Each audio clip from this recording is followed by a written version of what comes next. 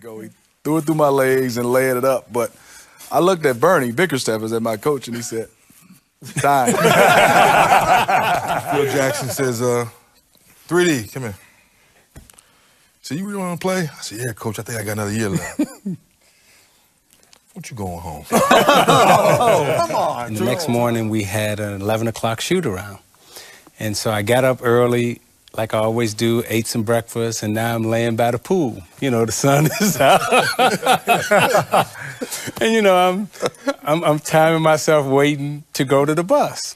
And the pool is sitting there, I'm laying there. And, I think I know how this story is. And, you know, I'm looking at my watch and I'm like, I don't want to go to practice. I don't want to go to shoot around. And that was so the next 2 weeks, you know what I had for pregame meal? No. A peanut butter and jelly sandwich.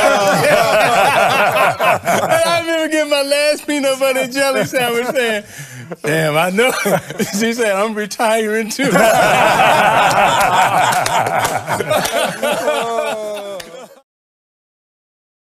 大家好，我是伦伦。那 NBA 作为世界最高的篮球殿堂，竞争当然是异常激烈。那能在 NBA 有稳定生涯的球员，除了极高的天赋以外，通常还会有强于常人的好胜心，这样才能督促自己不断进步，在 NBA 生存下来。那对于长期处于高强度竞争的球员来说，要承认自己老了、不行了、该退休了，当然不是件简单的事。今天我们就来听听球员们当初在什么心境下，又或者说是遭遇到什么样的打击，才下定决心退休的。话不多说，我们马上开始。We posed the question to this panel with a combined 95 years of NBA experience. Grant. 95 years of NBA experience. You played the longest.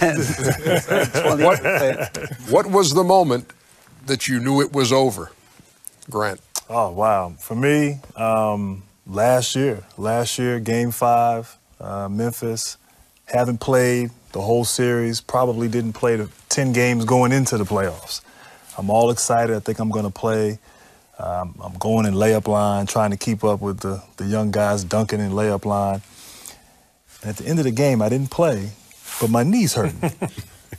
So when the series is over, I get an MRI, and I have a surface tear of my medial meniscus. And so when you hurt yourself in layup line, it's time to go sit down. It might be time. Yeah, to go to the TV. Everybody take a shot at this one. Bones, when did you know? I was telling Steve Kerr this story, and we were playing in Portland. It was I played just 1 year in Houston. I had signed for 2 years to play in Houston. That's where all the berries get buried. My dad finished in Houston. John finished in Houston, and I did. We should put some plaques. There is some sort of gravestones across the street in the empty lot. But anyway, we were playing up in Portland, and this Spanish kid named Fernandez, first name Rudy, was a first-year player for the Portland Trailblazers. He checked into the game when I checked into the game, coming off the bench, and I couldn't find him.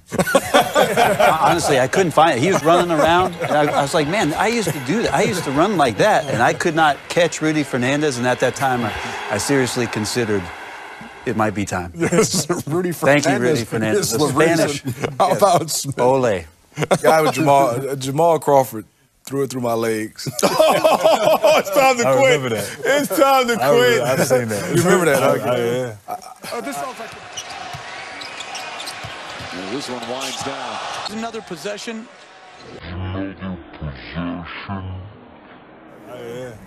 This sounds like the "Don't Remind Me" segment from an earlier show. Go ahead. You know the new up screener rolls. So I put my foot on the sideline, thinking he has nowhere to go. He threw it through my legs and laid it up. But I looked at Bernie Bickerstaff as my coach, and he said, "Time." It was a combination. I agree with him. We looked at each other. Time. Well, for me in 2001, trying to hang on, I go out to LA training camp. Phil Jackson says, 3D, come here. So you really want to play? I said, yeah, coach, I think I got another year left. What you going home? Come on. 2001, true story. I've seen Phil Jackson since then, and I always thank him. That's why I can still walk now. I didn't tear up nothing. I had no bad injuries. I still can walk normal because he was honest. He said, "No, you can't move anymore." Well, what a heartwarming tale that is. Zeke. I'll never forget it. We were on a road trip, and it was maybe 2 or 3 weeks before the season was getting ready to end. We were in Orlando, and we was coming from Detroit, and we checked into the hotel, and the next morning we had an 11 o'clock shoot-around. And so I got up early, like I always do, ate some breakfast, and now I'm laying by the pool. You know, the sun is out. And, you know, I'm timing myself waiting to go to the bus. And the pool is sitting there, I'm laying there. And, I think I know how this story is. And, you know, I'm looking at my watch, and I'm like, I don't want to go to practice. I don't want to go to shoot-around. And that was the first time in my life that I never wanted to go to the gym. And it scared me that I didn't want to go to the gym that day. And that's when I said, I'm done. Wow. And 2 weeks later, I think I tore my Achilles because mentally I had already checked out. Wow, that's interesting. Yeah, wow. But I had checked out like 2 or 3 weeks before that. But I never forget laying. I remember going home telling my wife, I was like, you know what? Baby, it's over. And you know, she used to get up and, you know, make the pregame meal, right? Your wife make the pregame meal and everything. So the next 2 weeks, you know what I had for pregame meal? No. A peanut butter and jelly sandwich. I remember getting my last peanut butter and jelly sandwich saying, damn, I know. She said, I'm retiring too. I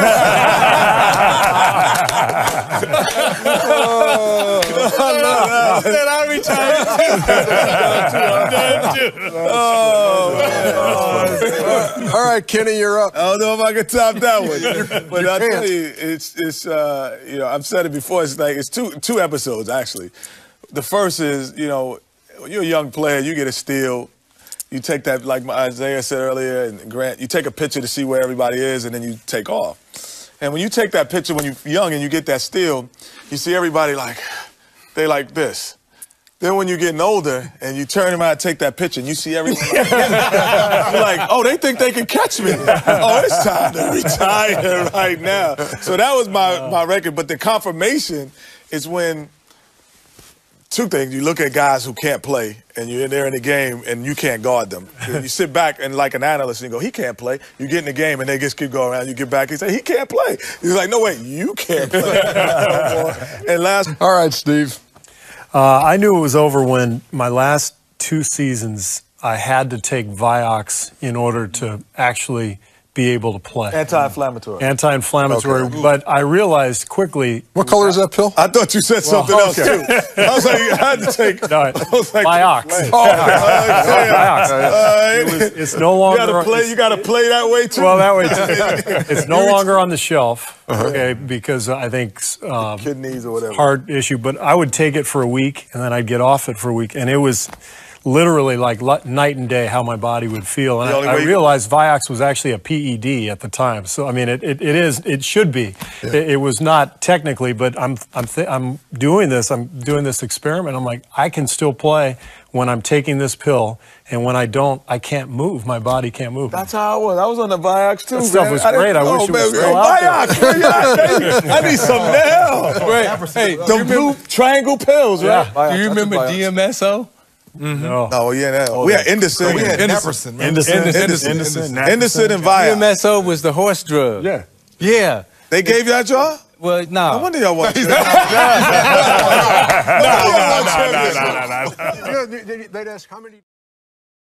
那今天这集传奇球星聊天室中，众球们聊到当初自己是如何下定决心要退休的。那不出所料的，大部分球员都提到是因为身体无法再负荷 NBA 的高强度后，才做了这个决定。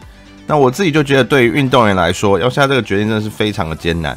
毕竟他们大部分都是从小就专心在自己的专业领域上，跟球队相处的时间可能比自己的家人还多。那另外，贝尔在这集提到了他们家族有3个人都是在火箭退休的。那他其实是来自一个相当著名的篮球家庭，他自己是现任的马刺篮球事项副总裁，也是 NBA 历史上唯一一个白人灌篮大赛冠军。Long legs, and he's got some and he wins it with a 49. 那跟大部分白人球员一样，他以出色的投篮能力还有高篮球智商出名。不过，千万别被他那书生型、弱不禁风的外表骗了，他可是有相当惊人的运动能力。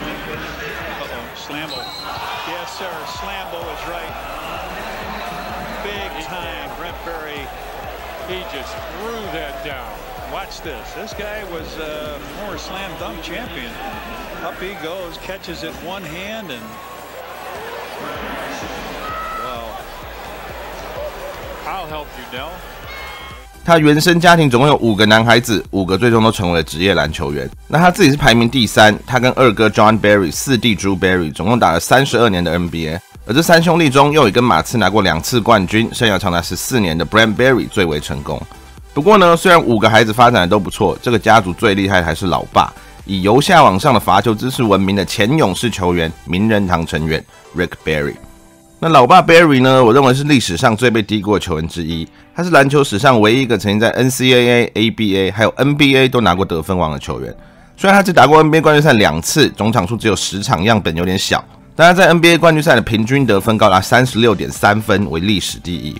他在1965年时被当时还在旧金山的勇士第1轮第2顺位指名，接着1967年带领勇士打进 NBA 冠军赛。虽然最后6场败给张大帅率领的76人，但他在6场冠军赛平均得分高达 40.8。这个纪录直到25年后才被 Jordan 在1993的冠军赛打破，至今都还是历史第2。不过呢，在冠军赛败北后，老爸 Barry 因为不满勇士当时的老板有很多该给他的分红都没有给，隔年就跳槽到了 ABA 的奥克兰橡树队。那我也不知道为什么有人要用树命名自己的球队。当时 NBA 跟 ABA 还处于高度竞争的状态，那像 Barry 这样的顶尖球星跳槽，当然就掀起了很大的风波。那老爸 Barry 在 ABA 打了4季后，在1972年重新回到 NBA 的，此时已经搬到金州的勇士，并且在1975年率领他们拿下冠军。在 Brent 跟马刺在2005年拿下冠军后，老爸 Rick Barry 跟3儿子 Brent Barry 也成为了历史第2队都曾拿下冠军的父子档。有趣的是，勇士跟拿过冠军的父子档特别有渊源。NBA 历史上总共有5队都曾拿下冠军的父子档。第1队的 Guckus 父子档，父亲是1940年代的勇士球员。那第2队就是我们刚才提到的 Barry 父子档。第4队则是今年刚拿下个人第4座冠军的汤神及他的父亲80年代末期的 Showtime Lakers 关键替补之一 Michael Thompson。而第5队则是一样今年拿下冠军的勇士球员小手套 GP2 Gary Payton II 以及他的父亲老手套 Gary Payton。好，那今天影片到这边就结束了，谢谢大家的收看。最近天气真的很热，大家要注意多补充水分。我们下次见，拜拜。